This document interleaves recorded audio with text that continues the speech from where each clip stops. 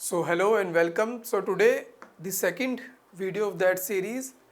Today we are going to discuss the content of attitude. पहले में हमने देखा मीनिंग और डेफिनेशन को, आज देखेंगे कंटेंट ऑफ एटीट्यूड से हम क्या समझते हैं and how it is important. So content of attitude.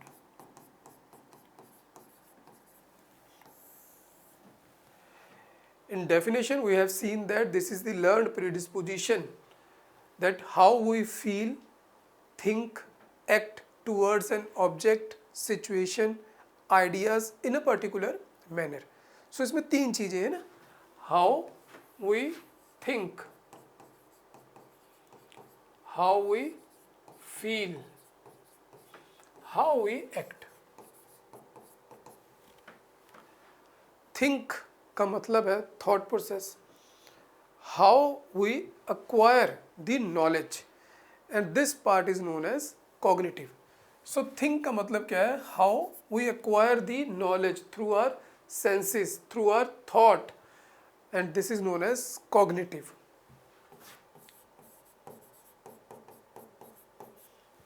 Second is feel, how we feel. Feel का मतलब हो गया जब फील लेने लग जाए हम, तो इमोशनल बात हो गई, इमोशनल बात हो गई जिसको हम अफेक्टिव भी कहेंगे, अफेक्शन से जुड़ा हुआ. तो यहाँ पर टर्म यूज होती है basically affective. Sometimes we also write emotional, but in reality term is affective from the affection. We can write emotional also, but the more proper term is affective. Third, हमने अब think कर लिया, हमने feel भी कर लिया, अब हम कुछ करेंगे. नहीं तो थिंक और फील क्यों करेंगे? जब हम कुछ करेंगे तो एक्शन होगा, और जब एक्शन होगा तो वो दिखेगा लोगों को. जो दिखेगा वो क्या दिखता है? एटीट्यूड दिखता नहीं है, दिखता तो बिहेवियर है. How the same person is behaving earlier, और अब कैसे बिहेव कर रहा है, क्योंकि अब ये दो चीज़ें उसके पास आ गई. तो एक्ट में क्या हो जाएगा? बिहेवियर. सो हमने किया था कि attitude is not equal to behaviour, बल्कि वो तो एक सिर्फ पार्ट है उसका. एटीट्यूड तो इन तीनों को मिलाकर बन रहा है. So this is the first, second and third. So एक बात अगर हम यहाँ पर देखेंगे, तीनों को मिलाकर अगर एटीट्यूड बन रहा है तो एक चीज़ की जा सकती है, अगर हम चेंज इन कंटेंट कर दें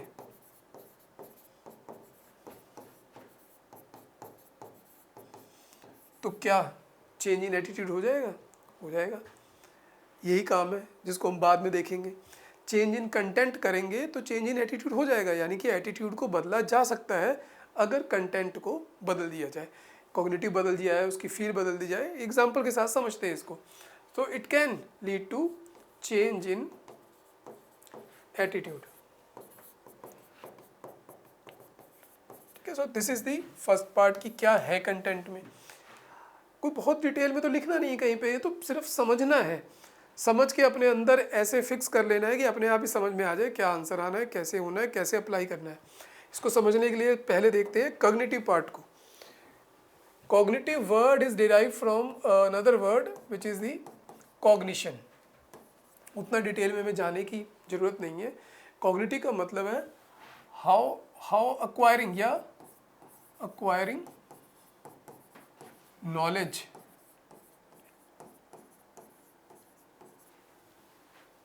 through thought और सेंसेस.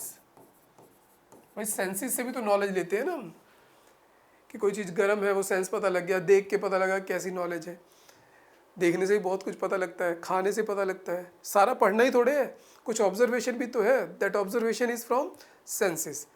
सो अक्वायरिंग नॉलेज थ्रू थॉट और सेंसेस, इसको हम कहेंगे कॉग्निटिव पार्ट. इसमें क्या हो जाएगा, हमारे पास कुछ हम नॉलेज आ जाएगी, कुछ हमारे आइडियाज़ बन जाएंगे, कुछ बिलीव्स बन जाएंगे. उनसे होता क्या है, कॉग्निटिव इफेक्ट कैसे करता है, वी हैव टू सी कि इसका फ़ायदा क्या है. नॉलेज तो ले ली, पर ये कैसे बिहेव, कैसे होगा, बिहेव नहीं कहेंगे, कैसे ये शो होगा उसको. सो फॉर एग्ज़ाम्पल, हमारे पास नॉलेज आ गई है, देन हमारे पास एक आइडिया भी बन गया है. तो नॉलेज आ गई है, आइडिया आ गया है. अब हम कुछ सोचेंगे. फॉर एग्ज़ाम्पल किसी ने कहा कि अल्कोहल, अब दो तरह के आइडिया होंगे, एक आदमी कहेगा कि राइट है, एक आदमी कहेगा रॉन्ग है। ये तो कॉग्निटिव होगा ना, थॉट है।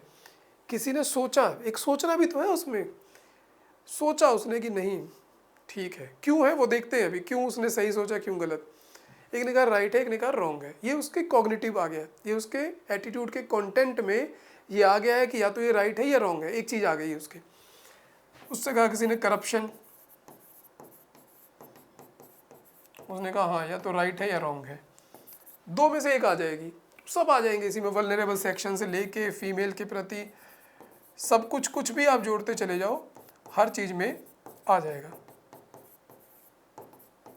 राइट एंड रॉन्ग, अब उसके दिमाग में एक आइडिया है कि राइट है रॉन्ग हो सकता है। अब दूसरी बात है, क्या जो इसको ये राइट पता लगा है, ये रॉन्ग पता लगा है, क्या उसने सही नॉलेज ली है? क्या हमें ऐसा लगता है कि सब लोग जब नॉलेज को अक्वायर कर रहे होते हैं तो वो सही से थॉट कर पाते हैं, सही से सोच पाते हैं? इसको हम रीइंफोर्स करते हैं ना अपनी चीज़ों को, जब भी हम सीखते हैं तो हम उसको रीइंफोर्स करते हैं। तो अक्वायरिंग नॉलेज बार बार सोचने से और सेंसेस से, लेकिन क्या सब लोग थॉट सही है उनका? क्या सही नॉलेज को गेन कर पाते हैं? क्या सही कंसेप्ट बना पाते हैं? ऐसा नहीं होता। तो चांसेस है कि वो आदमी इन्फॉर्म्ड भी हो सकता है, अनइन्फॉर्म्ड भी हो सकता है।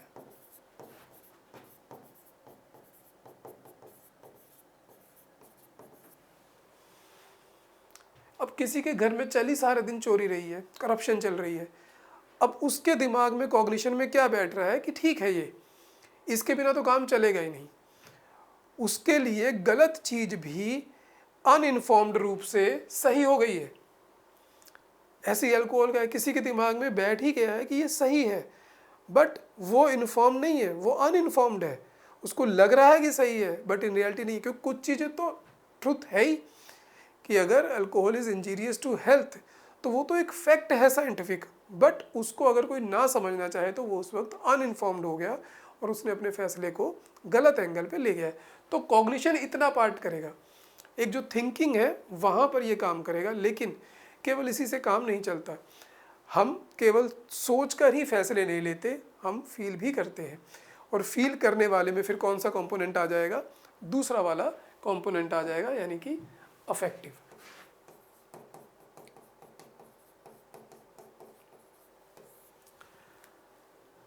सो कॉग्निटिव में हमने समझ लिया कि राइट है कि रॉन्ग है, लेकिन अभी अच्छा बुरा नहीं समझ में आया, फील भी तो लेनी है। अफेक्टिव में क्या होगा? फील आएगा, इमोशंस आ जाएंगे। अब सेम चीज है अल्कोहल। अब राइट रॉन्ग से आगे की बात है, पसंद है कि नहीं है, दो अलग अलग चीजें, उसको ध्यान से देखिए। तो लाइक और dislike, this is what how they feel. Same corruption, vulnerable section, कुछ भी आप यहाँ पे जोड़ते चले जाए उसमें आप लाइक और डिसलाइक के ऊपर आ जाएगा। राइट रॉन्ग से आगे की बात हो गई है। How we think, how we feel, then we have to act. तो एक्ट क्या करेंगे? एक्ट हमारा है बिहेवियर। तो जो हमारा बिहेवियर है वो क्या है? Behaviour is based on the affective and cognitive content of are attitude, या जो भी हमारा कॉग्निटिव कंटेंट है और जो हमारा अफेक्टिव कंटेंट है, ये दोनों डिसाइड करेंगे कि how we will act in a particular situation, particular idea, particular object. और जब हम वैसे एक्ट करेंगे तो वही हमारा बिहेवियर होगा, और जब बिहेवियर होगा तो कंप्लीटली हमारा एटीट्यूड सामने आ जाएगा। तो ये तीन जो कंटेंट है इस तरीके से एक दूसरे के साथ जुड़े हुए हैं। अब इनको एक एग्जाम्पल के साथ समझते हैं कि किस तरीके से हम इसको और डिटेल में समझ सकते हैं कि पॉजिटिव एटीट्यूड किसको कहेंगे, नेगेटिव एटीट्यूड किसको कहेंगे, एम्बिवेलेंट एटीट्यूड किसको कहेंगे। कुछ एग्जाम्पल्स हमने पिछले वीडियो में समझे थे, लेकिन यहाँ पर फिर से चलते हैं उन्हीं की तरफ कि हाउ वी सी कि ये किस तरीके से एक दूसरे के साथ जुड़े हुए हैं। तो एक एग्जाम्पल लेके चलते हैं, फिर से वही बार बार करेंगे क्योंकि ये कॉमन रहते हैं ना। तो एक करप्शन का हो गया, बार बार नहीं लिखेंगे, करप्शन हो गया, अल्कोहल हो गया, स्मोकिंग हो गया, बहुत एक इम्पॉर्टेंट, वेज नॉन वेज, इसको यहाँ पर लिखेंगे तो 2 पॉइंट लिखने पड़ेंगे, उसको रहने देते हैं।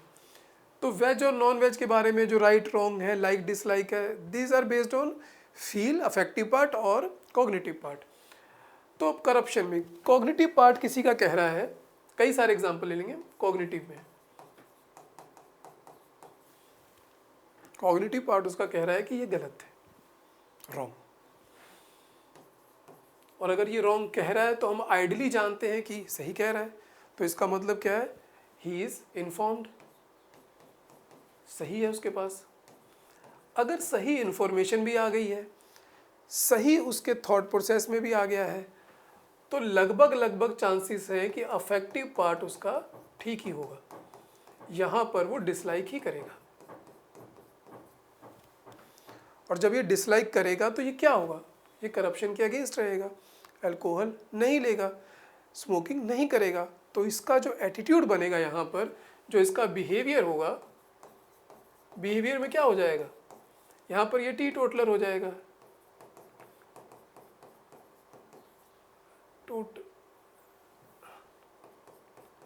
ठीक है, और अगेंस्ट करप्शन, ये इसका बिहेवियर है ना, दिस इज बिहेवियर। और ये कैसा है बिहेवियर, ये रिजल्ट कर रहा है किस तरफ, पॉजिटिव एटीट्यूड की तरफ।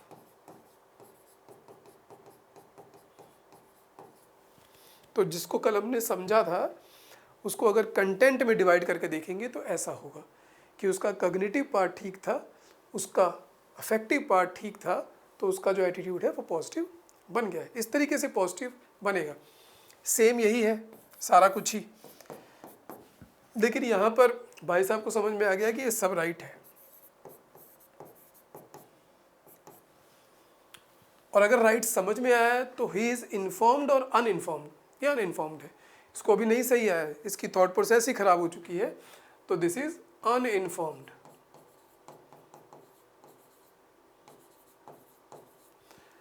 और अगर अनइन्फॉर्म्ड है, राइट समझ रहा है, तो करेगा क्या, अफेक्टिव कैसा हो जाएगा इसका, दिखेगा लाइक। जब ये लाइक करेगा तो ये अल्कोहलिक हो जाएगा, करप्ट हो जाएगा, स्मोकिंग करेगा, सब चीज़ें वैसी की वैसी करेगा जैसे ये दोनों हैं।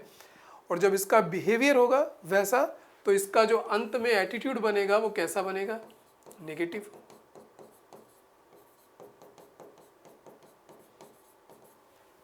सो इसका एटीट्यूड बन जाएगा नेगेटिव। थर्ड, बस ज़्यादा एग्जाम्पल नहीं लेते, तीसरे में ही हम समझ जाएंगे। थर्ड में क्या हो रहा है, सेम चीज़ें हैं। अब यहाँ पर क्या है, कुछ गड़बड़ हो गई है। अब इसके पास इंफॉर्मेशन तो सही पहुंची है, कह रहा है कि राइट है, सॉरी रॉन्ग है, कि ये सब चीज़ें करना रॉन्ग है। इन्फॉर्म्ड है, बिल्कुल सही इन्फॉर्मेशन है इसके पास, बट इसका मतलब ये नहीं है कि आपके पास सही इन्फॉर्मेशन है तो अफेक्टिव पार्ट हमेशा सही होगा ही होगा। अफेक्टिव पार्ट गड़बड़ा गया है यहाँ पर। अब यहाँ पर लाइक हो गया है, तो हो क्या रहा है, कॉग्निटिव पार्ट कह रहा है कि ये सब बुरी चीज़ें हैं, अफेक्टिव पार्ट कह रहा है चलने दो, ज़िंदगी में आए हो तो जीने दो, कुछ एंजॉय करने दो, कुछ करप्शन करने दो, दुनिया कर रही है। तो यहाँ पर इसका जो कंटेंट है, कॉग्निटिव और अफेक्टिव दोनों एक दूसरे के खिलाफ हो गए। खिलाफ हो जाएंगे तो क्या होगा, एटीट्यूड जो बनेगा यहाँ पर वो हमेशा एम्बिवेलेंट ही बनेगा।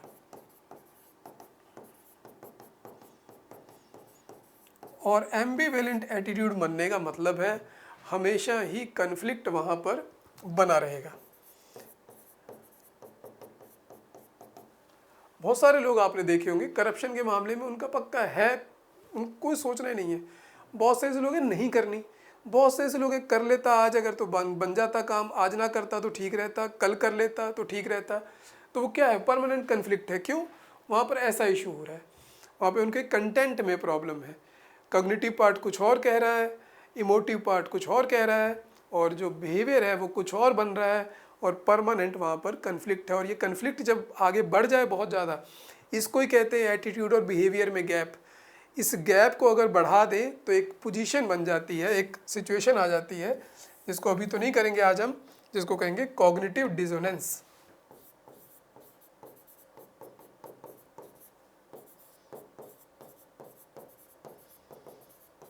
और ये बहुत ही गंभीर सिचुएशन है, बहुत गिल्ट तक भी ले जा सकती है, स्ट्रेस में लेके जा सकती है, डिप्रेशन में जा सकती है, इनडिसिसिव बना सकती है, काम ही नहीं कर पाएगा आदमी, ऐसा भी हो सकता है। सो बेसिकली ये सिविल सर्वेंट के लिए ये एम्बिवेलेंट पोजीशन ठीक नहीं है, उसको अपने किसी न किसी कंटेंट को सही करना ही पड़ेगा ताकि वो इससे बच सके।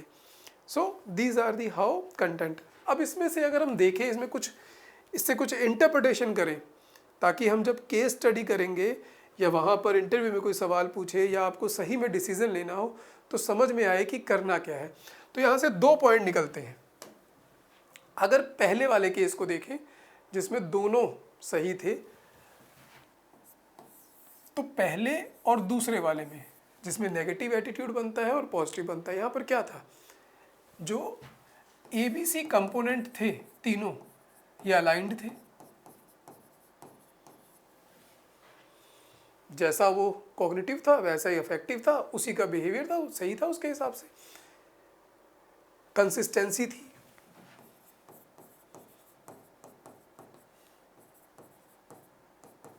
कोहेरेंट थे। और जब ऐसा हो ना कि अलाइंड हो, कंसिस्टेंसी हो, कोहेरेंट हो, तो बहुत स्ट्रॉन्ग एटीट्यूड बन जाता है। पॉजिटिव नेगेटिव की बात नहीं हो रही, यहाँ एटीट्यूड की बात हो रही है, वो स्ट्रॉन्ग है कि वीक है। तो यहाँ पर कैसा बनेगा एटीट्यूड, स्ट्रॉन्ग एटीट्यूड है।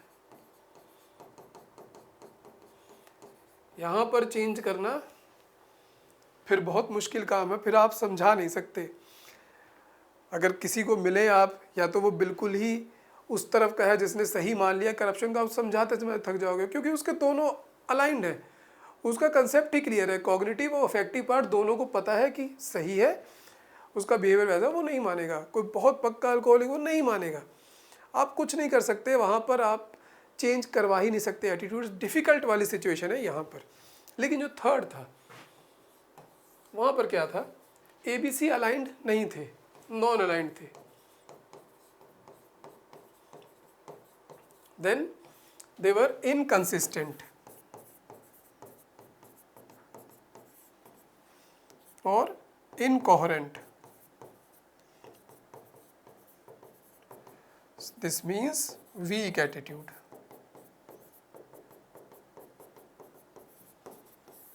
आप यहाँ पर चेंज कर सकते हैं, कोशिश करेंगे तो जो कंपोनेंट उसका चेंज करने वाला है उसको हम चेंज कर देंगे, उसे उसके एटीट्यूड में धीरे धीरे सुधार आ जाएगा।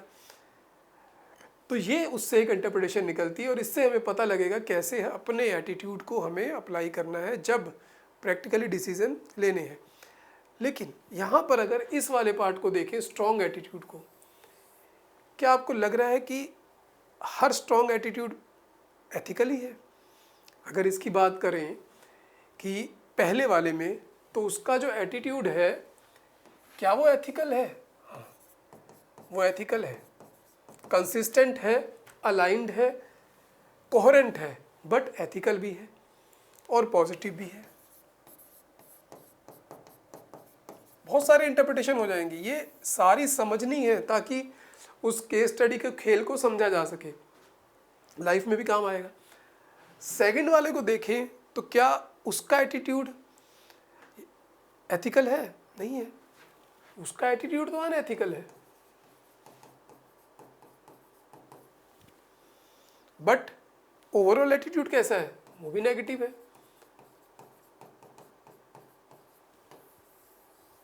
और उसके अलाइंड है, कंसिस्टेंसी है। तो स्ट्रॉन्ग एटीट्यूड होना, कोहेरेंट होना, कंसिस्टेंसी होना, अलाइंड होने का मतलब ये नहीं है कि उसका एटीट्यूड एथिकल हो गया। उसका एटीट्यूड नेगेटिव भी है, अनएथिकल भी है, और एक तरफ एथिकल भी हो सकता है, पॉजिटिव भी हो सकता है। और ये सबसे खतरनाक है। सोचिए ये कहाँ कहाँ हो सकता है। टेररिज्म, एक्सट्रीमिज्म, कम्युनलिज्म, जो ऐसे लोग की जो वल्नरेबल सेक्शन के हमेशा अगेंस्ट रहते हैं, जिनको कोई मतलब नहीं, एंटी कास्ट, एंटी दलित, एंटी वुमेन, जो इस तरीके के लोग हैं जिनके जो ABC कंपोनेंट है वो अलाइंड है, कोहेरेंट है, कंसिस्टेंस है, पूरा स्ट्रॉन्ग एटीट्यूड है, बट है वो नेगेटिव, है वो अनएथिकल, और इनको चेंज नहीं किया जा सकता। फॉर एग्जाम्पल एक ऐसे डिस्ट्रिक्ट मजिस्ट्रेट की बात कर लें जो उनकी अब जो एटीट्यूड है वो नेगेटिव है, कंसिस्टेंट है। उनके दिमाग में सीधी बात है कि इस पर्टिकुलर सेक्शन का कोई आदमी आ जाए, समाज का इस तरीके के सेक्शन के लोग आए तो एक ही तरीका होना चाहिए, यूज़ ऑफ फोर्स, कोई मतलब नहीं, कोई सुनवाई नहीं, सीधा। खैर वो दौर निकल गया, लेकिन जहाँ पे मौका मिले वहाँ पे तो कर सकता है। तो इसका जो कॉग्निटिव पार्ट है वो क्या कह रहा है? कॉग्निटिव पार्ट कह रहा है कि यूज़ ऑफ फोर्स इसको ठीक लगता है, यूज़ ऑफ फोर्स इसके लिए राइट है। इसका अफेक्टिव पार्ट क्या कह रहा है? यूज़ ऑफ फोर्स अच्छी है, ये उसको लाइक कर रहा है। तो इसका जो बिहेवियर होगा कैसा होगा? इसका जो बी होगा वो यूज़ ऑफ फोर्स ही होगा। तो कुछ लोग इस तरीके से क्यों हमेशा बिहेव करते हैं, वो इस बात को बताता है कि उनका जो तीनों कंटेंट है वो अनइन्फॉर्म्ड है, उनका अफेक्टिव पार्ट खराब है, और लेकिन वो अलाइंड है। अगर इसकी जगह पे कोई एम्बिवेलेंट वाला होगा तो सोचेगा यूज़ ऑफ फोर्स ठीक है, अफेक्टिव पार्ट कह रहे हैं नहीं, अगेंस्ट कॉन्स्टिट्यूशनल प्रिंसिपल है, अगेंस्ट मॉरल प्रिंसिपल है, फिर वो क्या करेगा? वो कंफ्यूज रहेगा, कई देर तक वो डिसीजन नहीं ले पाएगा, तो वहाँ पर वो इनडिसिसिव हो रहा है। ये फट से डिसीजन ले रहे हैं, लेकिन डिसीजन जो है अनएथिकल है, तो दोनों में इशू है। दूसरा ऐसा होता तो वो एम्बिवेलेंट में पहुँच जाता।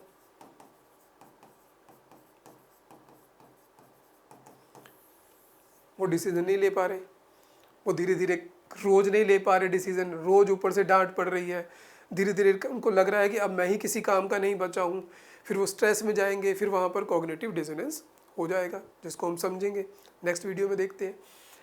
तो हमें क्या चाहिए? सिविल सर्वेंट एम्बिवेलेंट नहीं होना चाहिए, सिविल सर्वेंट के तीनों कंटेंट अलाइंड होने चाहिए, but in a right way, informed way, और अफेक्टिव कंपोनेंट जो है उसी के अकॉर्डिंग होना चाहिए, ताकि उसका जो एटीट्यूड है वो एथिकल भी बना रहे, पॉजिटिव भी बना रहे। यही कोर क्रक्स है यूपीएससी जो करवाना चाह रही है, जो जानना चाह रही है, जिसको वो हमेशा चाहती है कि आप उसको एप्लीकेशन में लेकर आए। और अगर आपका कभी कोई टेररिज्म इस तरीके का कोई सवाल आ जाए, कोई इंटरव्यू में पूछे, तो आप आराम से इन तीनों को चीज़ों को बताइए कि भाई ऐसे ऐसे करके है। उनको चेंज करना बहुत डिफ़िकल्ट है, उनका माइंड जो वॉश है, ब्रेन वॉश अच्छे से हो चुका है। बहुत डिफ़िकल्ट काम है, क्योंकि उनके जो एटीट्यूड है वो बहुत स्ट्रॉन्ग बन चुका है, भले ही वो नेगेटिव है। तो आज का वीडियो को यहीं पर रोकते हैं, नेक्स्ट वीडियो में मिलते हैं और अगले इंपॉर्टेंट टॉपिक के साथ, मे बी कॉग्निटिव डिसोनेंस के साथ। आज के लिए इतना ही दोस्तों, थैंक यू।